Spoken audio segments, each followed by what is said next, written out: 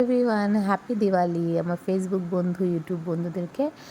তো আমি এটা মর্নিংয়ে সকালবেলায় কালী পুজোর রাতে মানে সকালে আলপনাটা দিচ্ছি আর কি। তো কেমন লাগছে আমার আলপনাটা অবশ্যই জানাবেন। আমি এটা আলপনা দিতে খুবই ভালোবাসি। তো আমার ঠাকুরঘরেতে লক্ষ্মী গণেশ পুজো করব, তো সকালবেলায় আলপনাটা দিয়ে ফেলেছি। তো ভালো লাগলে অবশ্যই কমেন্ট করবেন, লাইক ফলো করবেন, কমেন্ট করবেন আপনারাও। তো আমি এরকমভাবে ছোটো ছোটো ভিডিও পুরো ছট পুজো অবধি দিতে থাকবো গাইস। তো একটু লেট হচ্ছে, কারণ হচ্ছে উপোস বার করে আছি, বুঝতে তো পারছেন, বাড়িরও পুজো, তারপরে বাপের বাড়িও যাবো একটু, আর কালী পুজোর উপোস এইভাবে করে আছি আমি এখন।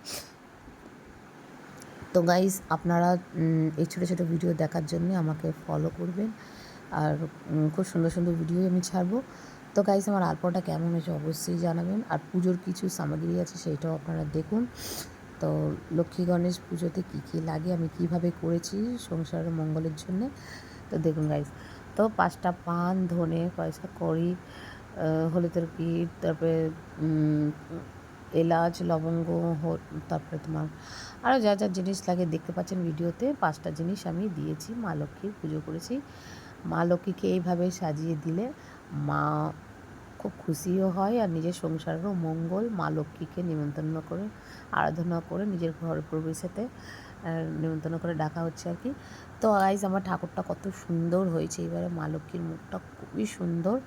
তো বুঝতে তো পারছেন আমার ঠাকুরঘর তো মানে বিশাল বড়, তো পুজো করতেও অনেকটা সময় নিয়ে নিয়েছে। তো সেই কারণে আমার ভিডিওটা, তারপরে আমি তাড়াতাড়ি করে চলে গেলাম বাপের বাড়ি। তো গাইস ভালো লাগলে অবশ্যই লাইক করবেন।